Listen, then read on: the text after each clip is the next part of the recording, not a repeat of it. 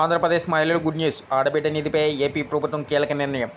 ఆడబిడ్డ నిధిని కూడా త్వరలో ప్రారంభిస్తామని ఆంధ్రప్రదేశ్ దేవాదాయ శాఖ మంత్రి రామనారాయణ రెడ్డి గారు తెలిపారు. ఆడబిడ్డలకు పెళ్లి, ఉద్యోగం వచ్చే వరకు కూటమి ప్రభుత్వం ఆడబిడ్డ నిధితో అండగా ఉంటుందని హామీ ఇచ్చారు.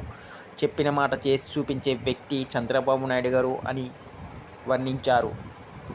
ఈ వీడియోని ఎక్కడా స్కిప్ చేయకుండా చివరి వరకు చూడండి. అలాగే ఈ వీడియో నచ్చితే మీ ఫ్రెండ్స్కి, ఫ్యామిలీ మెంబర్స్కి షేర్ చేయండి. వాళ్ళకి ఇన్ఫర్మేషన్ యూస్ అవ్వచ్చు. అలాగే ఒక చిన్న లైక్ చేసి మా ఛానల్ ఎంకరేజ్ చేయండి.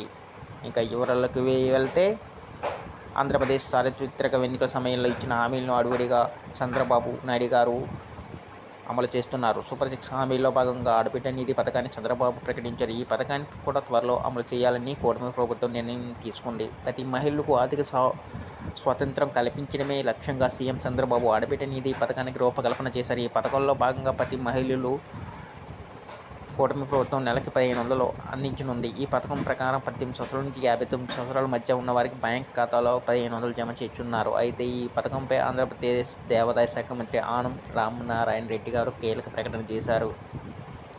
ఆడబిడ్డ నిధి కూడా త్వరలో ప్రారంభిస్తామని ఆంధ్రప్రదేశ్ దేవాదాయ శాఖ మంత్రి ఆనం రామనారాయణ రెడ్డి గారు తెలిపారు. ఆడబిడ్డలకు పెళ్లి, ఉద్యోగం వచ్చే వరకు కూటమి ప్రభుత్వం ఆడబిడ్డ నిధితో అండగా ఉంటుందని హామీ ఇచ్చారు. చెప్పిన మాట చేసి చూపించే వ్యక్తి చంద్రబాబు నాయుడు గారు అని అభివర్ణించారు. ఇవాళ మంగళవారం నంద్యాల జిల్లాలో గడివేముల మండలం దుర్వేసిలో సుపరిపాలనలో తొలి అడుగు కార్యక్రమంలో మంత్రి ఆనం రామనారాయణ రెడ్డి గారు, శాసనసభ సభ్యురాలు గౌరు సరితారెడ్డి పాల్గొన్నారు. ఈ సందర్భంగా మంత్రి ఆనం మాట్లాడారు. సూపర్ 6 పథకాలను చాలామంది అవహేళన చేశారని, కానీ ప్రజలు విశ్వసించారు, గెలిపించారని ఉద్దేశించారు.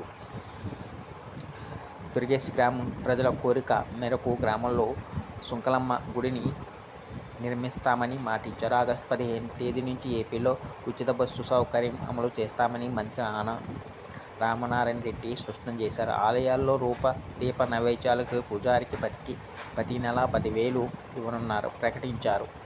నంద్యాల జిల్లాలో 47 ఆలయాలకు 43 కోట్లు కేటాయించామని చెప్పుకొచ్చారు. కాల్వబుగ్గ ఆలయానికి 4 కోట్లు ప్రభుత్వం మంజూరు చేసిందని పేర్కొన్నారు. గత వైసీపీ ప్రభుత్వం రైతుల పుస్తకాలపై జగన్ ఫోటో వేయించుకున్నారని విమర్శించారు. రైతుల భూములు ప్రభుత్వం భూమి పేరుతో రుణాలు చేసుకోవాలని వైసీపీ కుట్ర చేసిందని మంత్రి నారాయణ రెడ్డి ఆరోపించారు. ఈ వీడియో కానీ మీకు నచ్చినట్లయితే ఒక లైక్, సబ్స్క్రైబ్ చేయడం మర్చిపోకండి.